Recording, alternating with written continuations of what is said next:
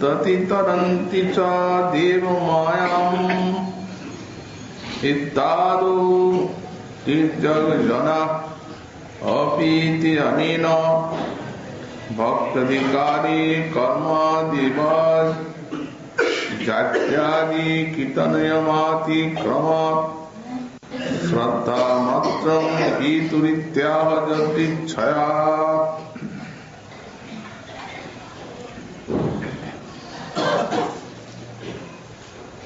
কলিযুগ পাবনাবতার শ্রী শ্রী গৌরাঙ্গ মহাপ্রভুর পরম অন্তরঙ্গ পার্ষদ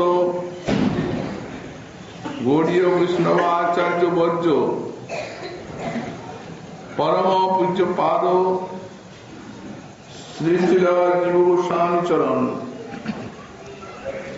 তাঁর শ্রী শ্রী ভক্তি সন্দর্ভ গ্রন্থে 171 সংখ্যক অনুচ্ছেদে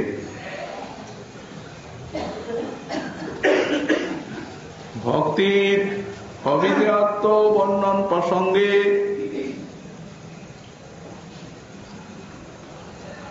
কর্মী জ্ঞানী যোগী প্রভৃতির যে অধিকার তার থেকে এই ভক্তি সাধনার অধিকারী তার বৈলক্ষণ্য দেখাচ্ছেন শ্রীমদ্ ভাগবতে একাদশ স্কন্ধে 20 অধ্যায়ে শ্রী ভগবানের শ্রী উদ্ধবের প্রতি উক্তি 7ম এবং 8ম শ্লোক। ভগবান বললেন, যারা নির্বিন্নানাং জ্ঞানযোগ নাচিনামিহ কর্ম, যারা এই কর্মে কর্ম ত্যাগে যাদের অধিকার এসেছে, যারা নির্বিন্ন কর্মে, সেই তারাই জ্ঞান যোগের অধিকারী। আর যারা অনির্বিন্ন চিত্ত, কর্ম ত্যাগের যাদের অধিকার আসেনি, তারা কর্মযোগের অধিকারী। কামনা বাসনা যাদের আছে, আর যারা পরম স্বতন্ত্র কোন মহতের কৃপায় ভগবানের কথা শ্রবণাদিতে শ্রদ্ধা লাভ করেছেন, তারাই হচ্ছেন ভক্তির অধিকারী। তারা বিষয়ে তত আসক্ত নন এবং তত বিষয়ে বিরক্তও নন, মাঝামাঝি। এইভাবে তারাই এই ভক্তি যুগের অধিকারী। ভক্তি যুগ তাদের পক্ষে সিদ্ধিত হয়। এখন কর্মী আর জ্ঞানীর ব্যাখ্যা তো করলেন এই শ্লোকের টিকাতে। শেষে বলছেন যে যেমন কর্মী আর জ্ঞানী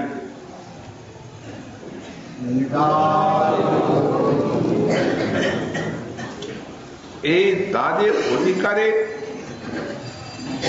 জাত্যাদির একটা বিচার আছে।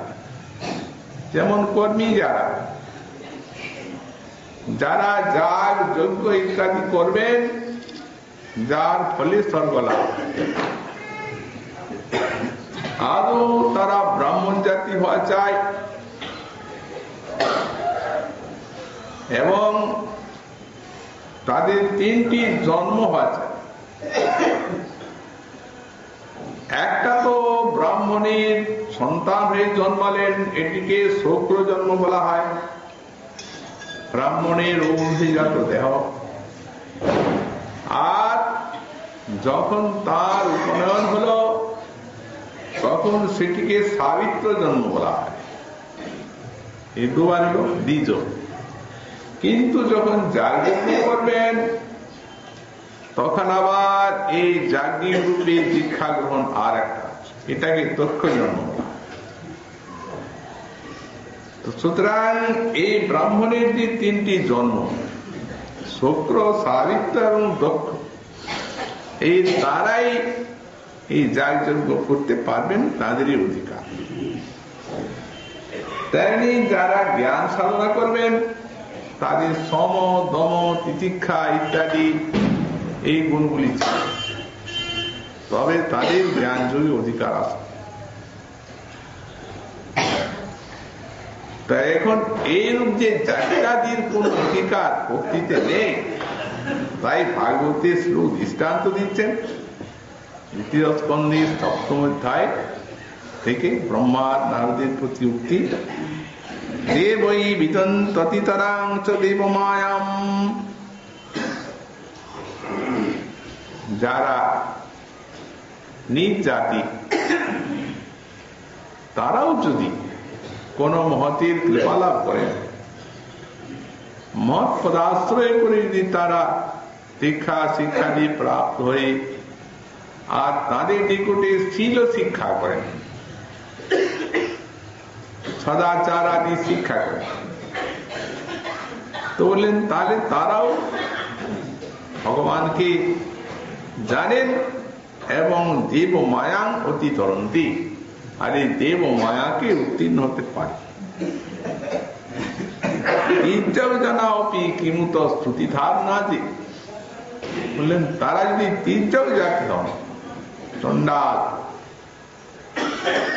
বা কোন পশু পক্ষী ইত্যাদি, মনুষ্য তো দূরে থাক, বললেন তারাও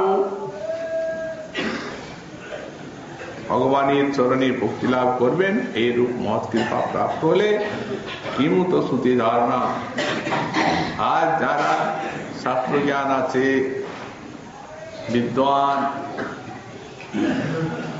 তাদের তো কোথায় নেই, উত্তম জাতি। গীতা তো ভগবান বললেন, মাংহি পার্থর পাতৃত্ব যে পুষ্য পাপ জনয় স্ত্রিয় বৈশ্য তথা শূদ্র স্তেপি জানতি পরাঙ্গতি। বলছেন, হে অর্জুন, মাংহি পার্থর পাতৃত্ব যে কিছু পাপ জন, যারা পাপ জনী, অন্তর্য জাতি, অন্তর্য জাতি যারা, বা স্ত্রী, শূদ্র, তারা পর্যন্ত যদি আমার আশ্রয় গ্রহণ করে, মাঙ্গি পাতৃত্ব, ভক্তপাদ পদ্ম আশ্রয় পূর্বক মহতের কৃপা লাভ করে যারা আমার আশ্রয় করেন, তো দেবী জানতি পরাঙ্গতি, তারাও পরাগতি লাভ করে। তারপরে যারা সেই রূপ ব্রাহ্মণ এবং রাজর্ষি, জ্ঞানী, গুণী, ভক্ত, তাদের জন্য আবার একটা উঁচু অধিকার দেখাচ্ছে। কিংকুনা ব্রাহ্মণা পুণ্যা ভক্তারাজস্তথা। হে অর্জুন, যদি এই সমস্ত পাপ জনি অন্তর্য যায়, সপাচ কুকুর ভোজি চণ্ডা, তারাও যদি মহৎ কৃপা লাভ করতে পারে, মহৎ কৃপাক্রমে শ্রদ্ধান্বিত হয়ে আমার আশ্রয় নেন, তারাও আমাকে লাভ। আর স্বভাবতেই যারা রাজর্ষি, ব্রাহ্মণ, পুণ্যবান, তাদের তো কোথায় নেই। এই জন্য এইরূপ যাত্রাদির ভক্তিতে কোন অনধিকার রাখা হচ্ছে। তাই বলা হলো, সৎকুল বিপ্র নহি ভজনের যোগ্য, আর অসৎকুল নহে কৃষ্ণ ভজনে অযোগ্য। যে ভজে সেই বড়, অভক্তহীন ছাড়। কৃষ্ণ ভজনে নাহি জাতি কুলাদি বিচার। কর্ম জ্ঞানাদির মতো এতে জাতি কুলের কোন বা গুণাদির বিচার।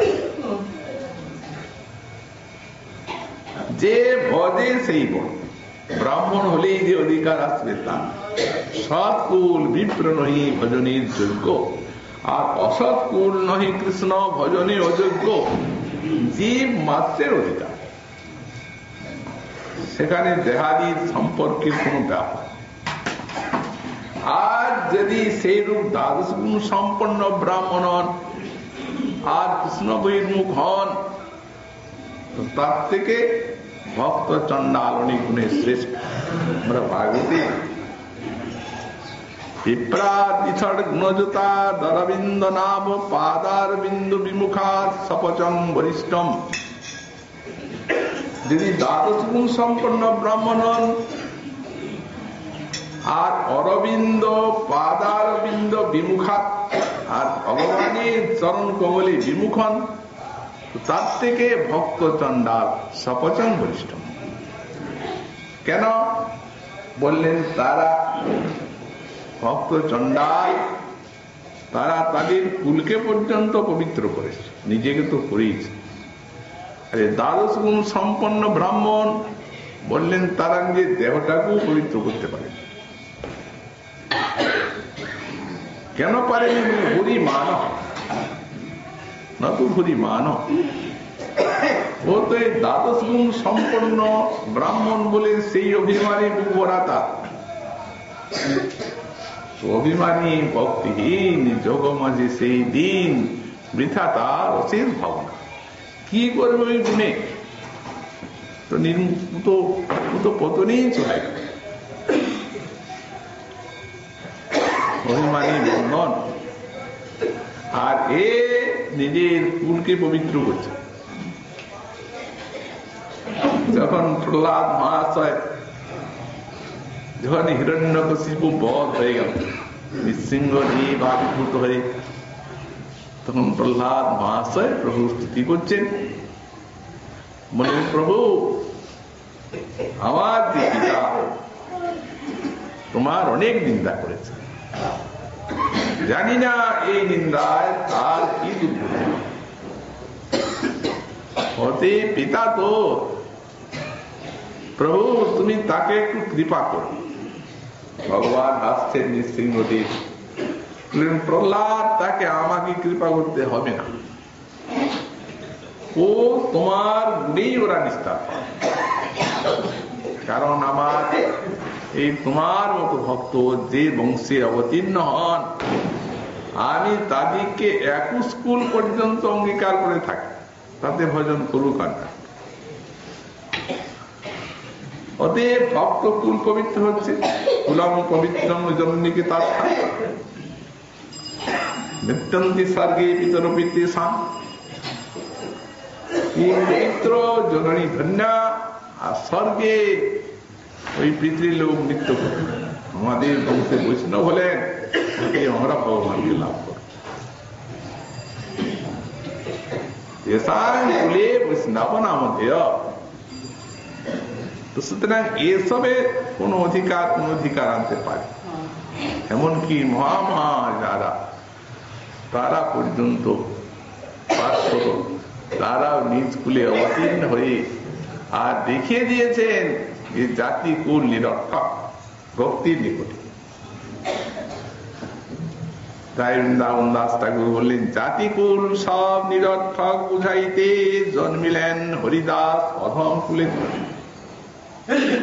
500 ভগবানী জগৎ পবিত্র পদ রেণু। ভগবান মহাপ্রভু সাক্ষাৎ অপ্রকট কালে তাকে অঙ্গরে নিয়ে নৃত্য করলেন আনন্দে। প্রভুর নাম উচ্চারণ করতে করতে দেখতে দেখতে ইচ্ছা মৃত্যু ভীষ্মদেবের মতো দেহ ত্যাগ করলেন হরিদাস। তো কুলে কি করে? তারা দেখিয়ে দিলেন যে এইগুলি কিছু এগুলো নিরর্থক ভক্তির নিকট। প্রহ্লাদ যেহেন দৈত্য কপি হনুমান, এই মতো হরিদাস নিজ জাতি না। তো সুতরাং এই জাতি কিছু নয়, এসব অধিকারের কোন বিচার আনয়ন করে না ভক্তিপতি। বলে এই সমস্ত নিয়ম অতিক্রমা শ্রদ্ধা মাত্র হেতু। সেখানে মহৎ কৃপা জনিত শ্রদ্ধা, এই জন্য যদ্দিক ছায়া, যদ্দিক ছায়া মত কথা আদৌ জাত শ্রদ্ধাস্তু যোগ, তিনি ভক্তির অধিকারী। এই জন্যই বলা হয়েছে যে মহৎ কৃপা বিনা কোন কর্মে ভক্তি নয়, এমন কোন অন্য সাধনাই না। আরো বলা আছে সাধু সঙ্গ, সাধু সঙ্গ সর্বশাস্ত্রে, লব মাত্র সাধু সঙ্গে কৃষ্ণ ভক্তি লভ্য হয়। যদি সেই রূপ প্রবল সাধু সঙ্গ হয় তাহলে তো কোথায় না, কিন্তু এক লব মাত্র যদি হয় অত্যল্পকাল, তাহলে কৃষ্ণ ভক্তি লভ্য হয়। এই সাধু সঙ্গ এমন শক্তিশালী। তো যদি কেউ বলেন যে এমন তো দেখা যায় যে হয়তো কোনদিন সাধু সঙ্গ হয় বা মহৎ কৃপার সেরকম কোন যে হয়েছে কোনদিন তাও জানা যায়, অথচ ভগবানের দিয়ে মনটা যাচ্ছে, তাহলে বুঝতে হবে যে এই জন্মে না হলেও পূর্ব জন্মে মহৎ কৃপা জড়িত সেই নিত্য সুকৃতি বা শ্রদ্ধা তার হৃদয় আছে। এর না হলে ভগবানের দিকে ভজনের দিকে মনই যাবে না, অসম্ভব।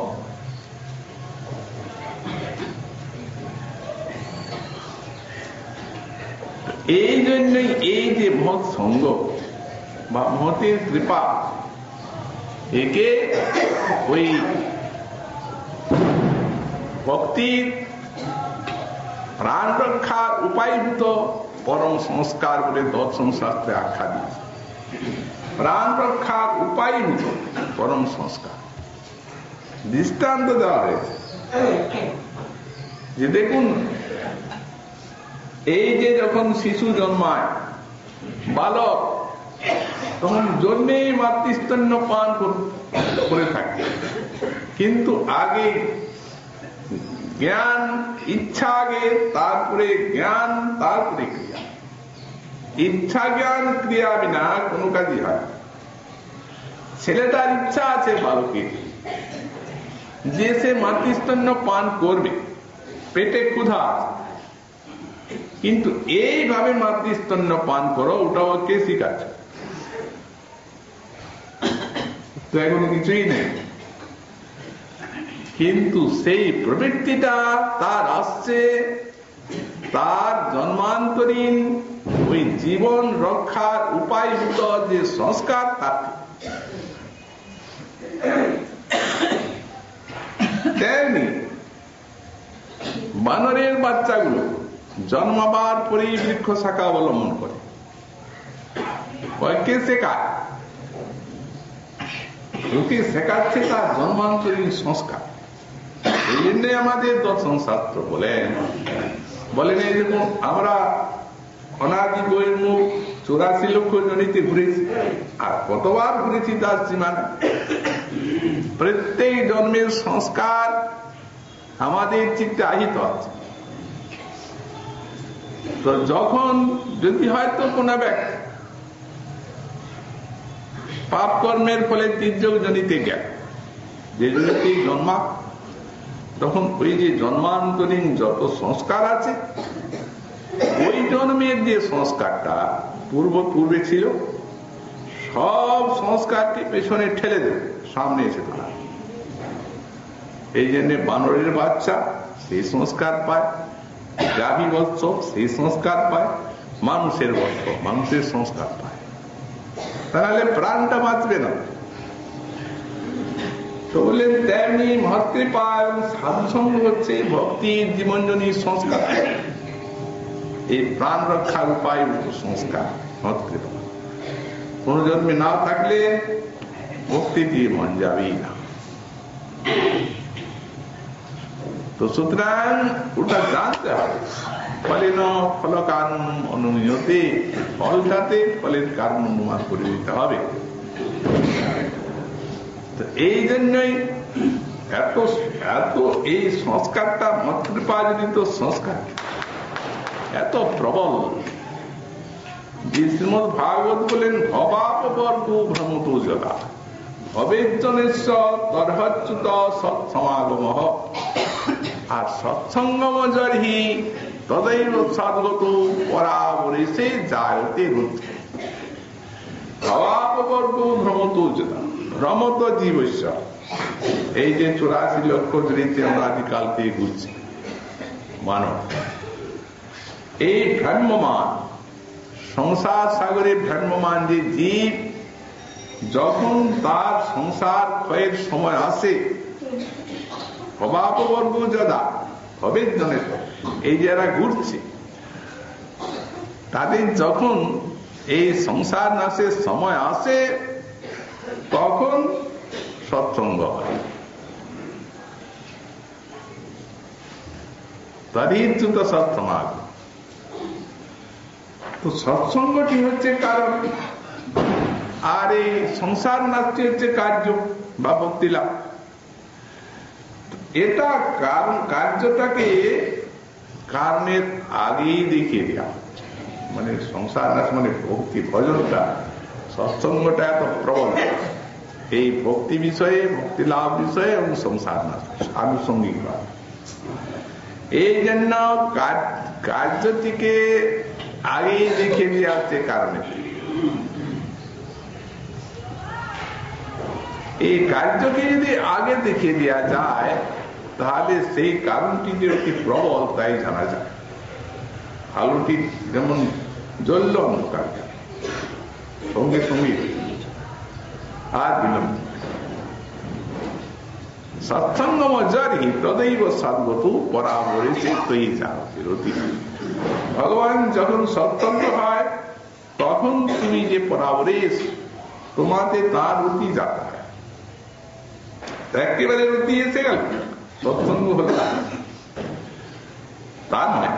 এখানে শ্রীজীব টিকাতে লিখছেন রক্তঙ্কুর রূপৈব মতি যা, এখানে ভগবানের মতিটা, মতি রতি তো অনেক উপরে, অর্থাদি না সবে ইত্যাদি, রতি অঙ্কুর, এটা রক্তঙ্কুর রূপৈব মতি যা। অতএব বলতে পারতেন মুচুকুন্দ রাজা রতির যা, রতির যাতে বললেন যেমন সৎসঙ্গটা,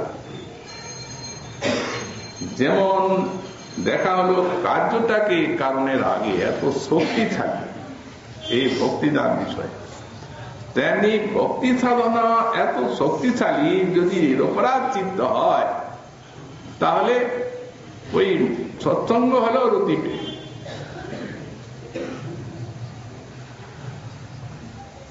এই জন্য যদিও সময় লাগে, যেগুলি ওই অপরাধ আদি অনর্থ অপগমের জন্য লাভ, তা নাহলে কি আলো জ্বলল অন্ধকার। ব্যয় নিয়ে ভক্তি সাধনা প্রবল। আর মৎসঙ্গটা আবার এত প্রবল যে মত কৃপা যদি হয়েছে, তো শেষ না করে যদি ছাড়ে।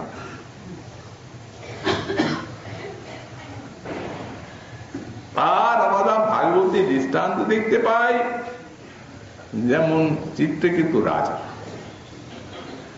এক একটা দৃষ্টান্তের দ্বারা এই ভক্তি মত কৃপা এবং ভজন সাধনের শক্তিটি দেখিয়ে দেওয়া হয়েছে ভাগবত। এই জন্যই বলা হচ্ছে, ভগবান গীতাতে যে শেষে শরণাগতি ধর্মটা বললেন, একটা চরমের জিনিস।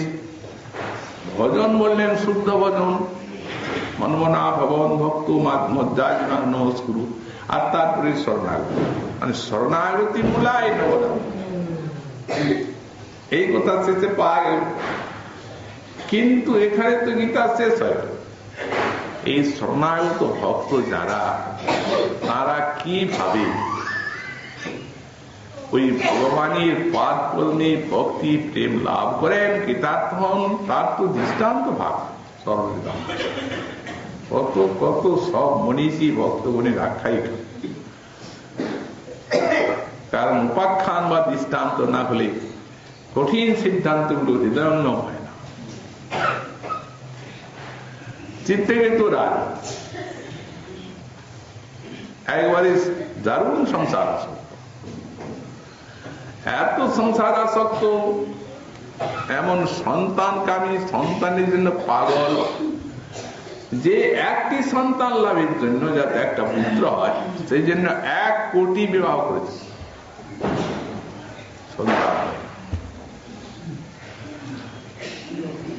খুব দুঃখে দিন কাটে। তো সুতরাং এইরকম বিবাহ করেই চলেছে, যদি ছায়া, কোন কারণ নাই। হঠাৎ অঙ্গীকারে সেই কৃপা হয়, কৃপাটা এমন স্বতন্ত্র। উনি একদিন স্বেচ্ছায় চলে এলেন তার কাছে। এখন ওনাকে দেখে ঋষি এসেছেন, অতি পুত্রকামী রাজা, প্রভু আমাকে একটা সন্তান। উনি এসেছেন ভক্তি দিতে, ভজন দিতে, ওই সংসার আসক্তি দেখে। ইনি সেখানেও কামনা করছেন সংসার, সন্তান। ইনি বুঝিয়ে দিচ্ছেন, মহারাজ এসব অত্যন্ত দুঃখদায়ী। সন্তান চাচ্ছ, না থাকাটা ভালো, বন্ধন বাড়বে, তোমাকে আরো দুঃখ দেবে। সে তো পরের কথা। এখন যে আমার মুখ দেখে সেই বলে যে এই অপুত্রক রাজাকে দেখলাম, আজ দিনটা ভালো যাবে, সুতরাং সেটা তো কেটে যাবে। একটা সন্তান উনি দেখলেন, এখন এই যে সন্তানটা দুঃখ দেবে, এখন ভক্তি নেবে না।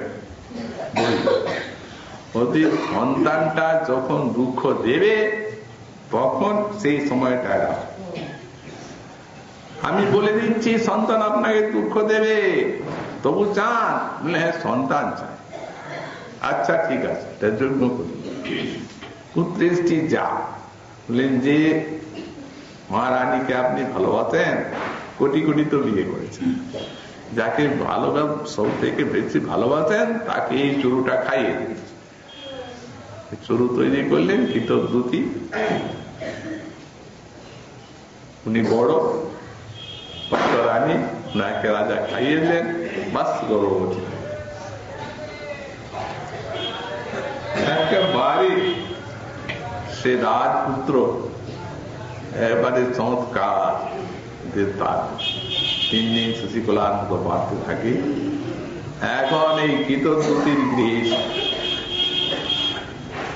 তিনি 1 কোটি বিয়ে কি ভোগের জন্য করেছেন? কেউ এটা করে? যাতে একটা পুত্র হয়। তো যার পুত্র হলো সেই তো সব, ওইখানেই দিন রাত তাকানোর দিকে তাকানেই না। তখন মাৎসর্যে ঈর্ষায় অন্যান্য সব পত্নীগুলো একবারে যুক্তি করল যে আমাদেরকেও তো বিয়ে করেছে, সুতরাং আমাদের দিকে আর তাকাবি না একটা ছেলে হলো বলে ওর, তাহলে এই সন্তানটাই আমাদের কাম, যাকে সরা, তা না হলে আর আমাদের দিকে তাকাবে না। যুক্তি করে সেই সন্তান শুয়ে আছে। এখন তারপরে কিতদ্রুতি অন্য কার্যে, তারপর ওরা গোপনে এসে সদ্য প্রাণ হারক বিষ খাইয়ে দিয়েছে শিশু। কিতদ্রুতি বলছেন ধাত্রীকে, যা ওকাকে নিয়ে আয়, স্তন্যপান করাও। এই ধাত্রী যেমনি গেছে তেমনি একদম চিৎকার করে কান্না করে উঠেছে। কিতদ্রুতি সে কি একবারে মূর্ছা। মহারাজ তিনি সন্তানের পাগুলোকে জড়িয়ে ধরে কাঁদছে।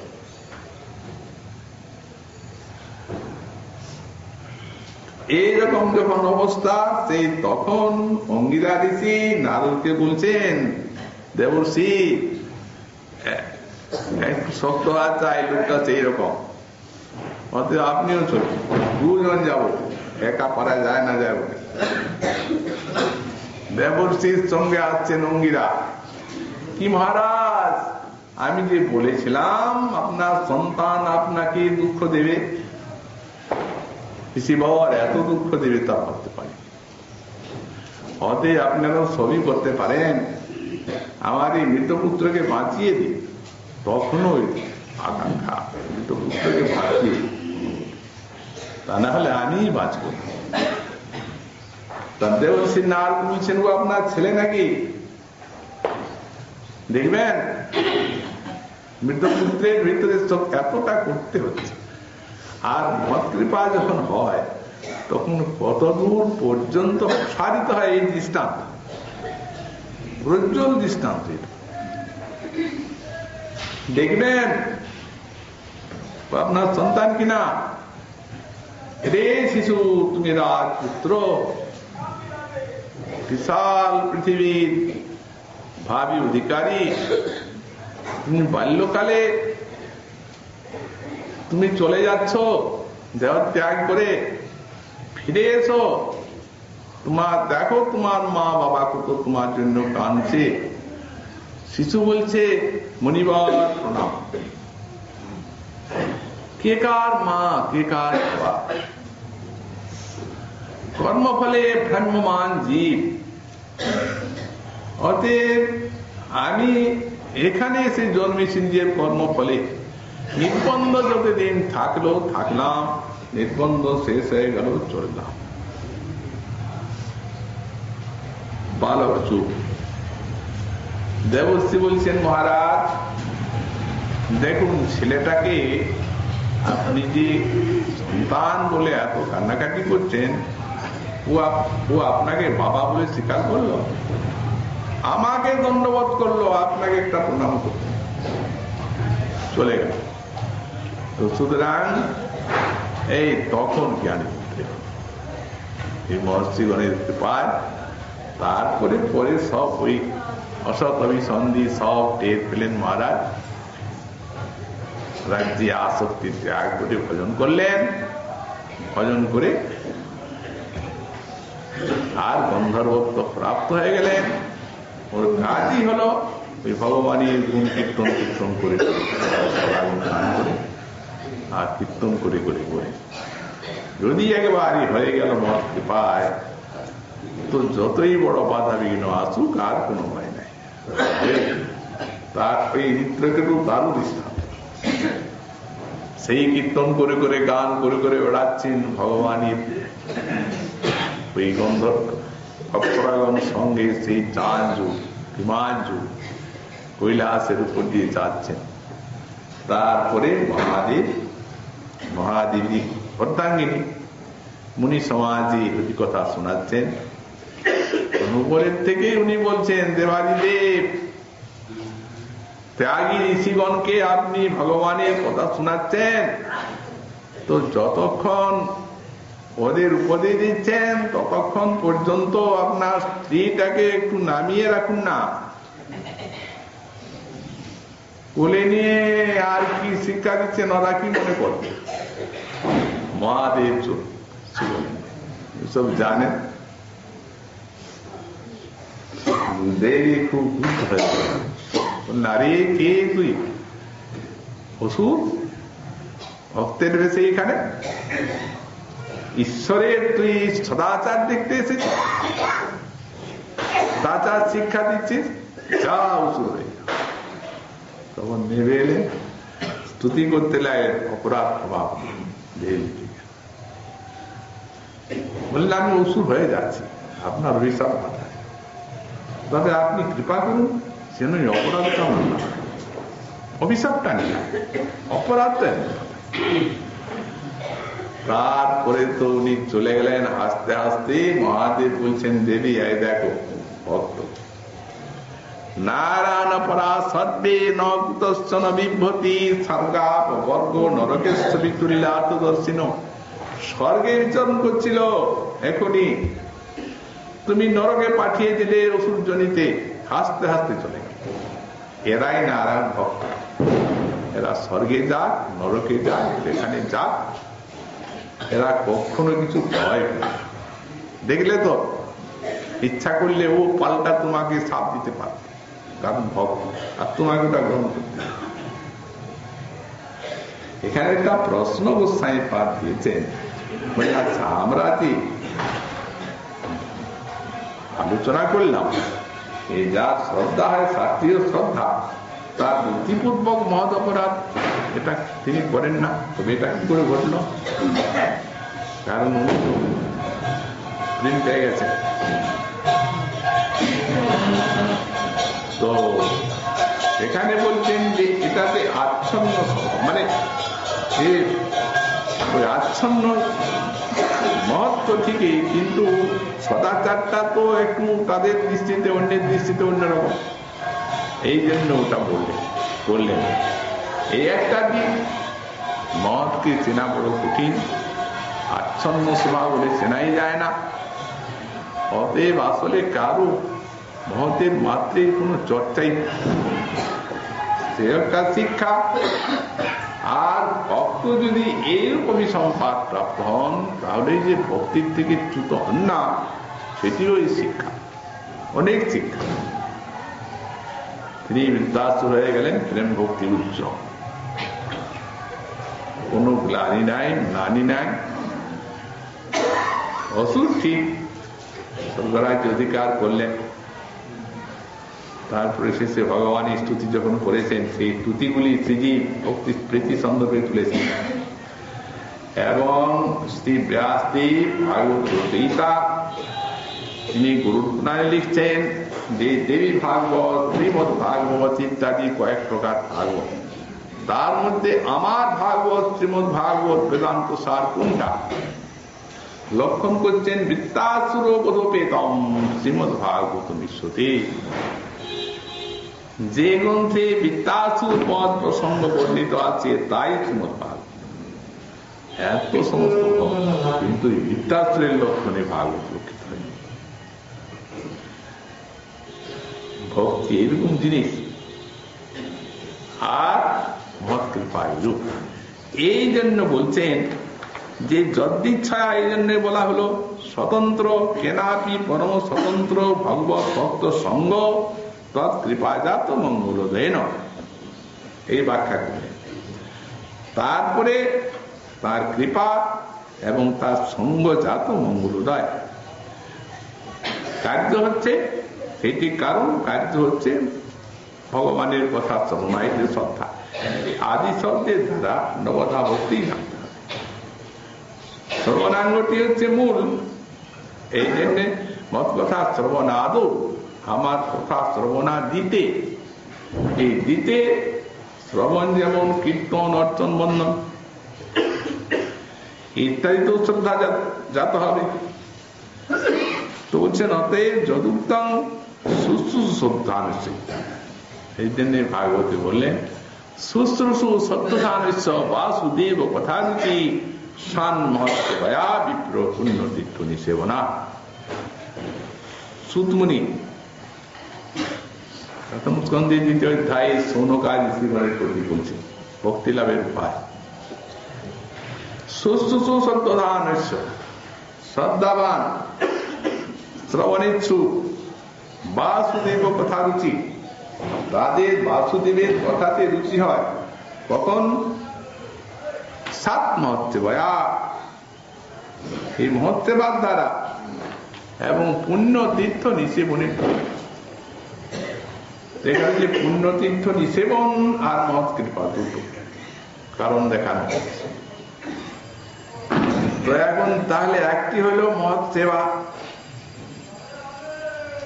একটি হইল পুণ্য তীর্থ নিষেবন। প্রথমে বেরুল একটা, এখন বেরুল। তাহলে আমরা কি করে বুঝবো? এই মহৎ কৃপাটি হচ্ছে হেতু, আবার পুণ্য তীর্থ নিষেবন আরেকটা হেতু। বললেন না না, ওইরকম নয়।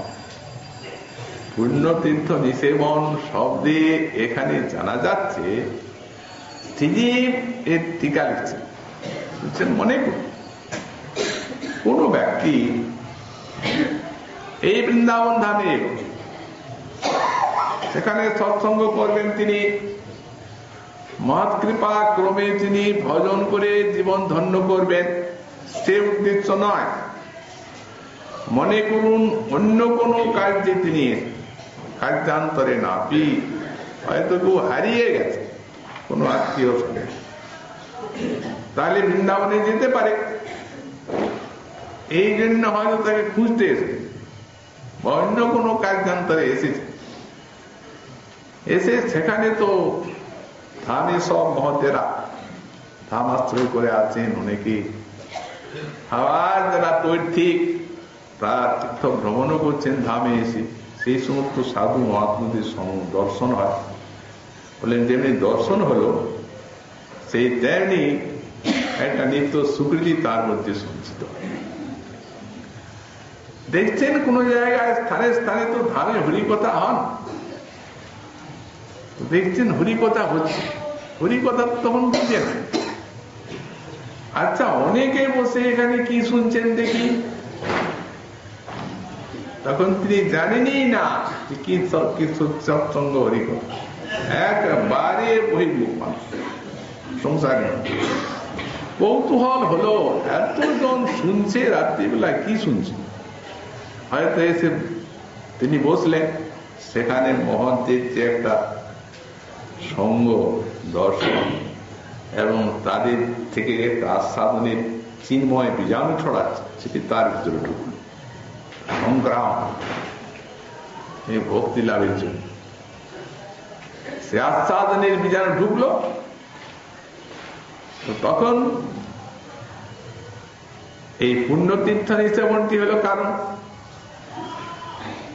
এই মহৎ সঙ্গ পাওয়া, মহতের কৃপা লাভ, মহৎ সঙ্গটাই কারণ। কিন্তু এইভাবেও যদি মহৎ সঙ্গটি হয়, তথাপি ভক্তির সংস্কার এসে যাবে। এই জন্য সেই স্থানে তিনি শ্রদ্ধা লাভ করলেন হরিকথায়, সেই শক্তিতে মহতের দর্শন এবং সঙ্গ প্রভাবে দেখতে দেখতে দেখতে দেখতে ভক্তি পথে মতি এলো, সদ্গুরু চরণাশ্রয় করলেন, ভজন করলেন, ধন্যবাদ। এই জন্যে সাত মত সেবায়াবিপ্র পুণ্য তীর্থ এসে বনা, এই দুটি কথা বলা হয়েছে। তৎপদ্যম স্বয়ং অগ্রে পাক্ষাস্যতে দাব্যাম, বলেন যেহেতু এখানে পূর্বে আবার দুইটি পদ্যে এই জিনিসটিকে ব্যাখ্যা করবেন, এই বিষয়টিকে একাদশ স্কন্ধে ২০ অধ্যায়ে ভগবান একাদশ স্কন্ধে তো এখানে যে দৃষ্টান্তটা ভগবানের কাছে দিলেন উদ্ধবের, বলেন স্বয়ং শ্রীকৃষ্ণ সেই একাদশ স্কন্ধে এই বিষয়টি আবার এখানে বললো, এখানে ৭-৮ শ্লোক, আর ওই অধ্যায়ের ২৭-২৮ বললেন স্বয়ং এই জিনিসটিকে ভগবান কৃষ্ণ নিজে এই বিষয়টিকে আরো সরল ভাবে জগৎকে বুঝিয়ে দেওয়ার জন্য এই পরে ৭-৮ শ্লোকে আরো এইটিকে পরিষ্কার করছে। এই যে এখানে বলা হয়েছে অনির্বিন্ন নির্বিন্নানাং কর্মযোগ আর জ্ঞান যোগ নির্বিন্নানাং, এই কথাগুলোকে, আর তার এইখানে বলা হয়েছে না ননির্বিন্ন নাতিশক্ত, তাহলে ননির্বিন্ন নাতিশক্তটা কি? যারা মৎকৃপা লাভ করেছেন নির্বিন্ন নাতিশক্ত, ননির্বিন্ন নাতিশক্ত সেই দুইটি শ্লোকই ভগবান বুঝিয়ে দিচ্ছেন। সেই দুইটি শ্লোক উদ্ধৃত করে স্বামীপাদ ব্যাখ্যা করছেন। শ্রীমন মহাপ্রভু কৃপা হলে আগামীকাল সেই বিষয়ে আমরা আলোচনা করব। আজ সন্ধ্যার কথা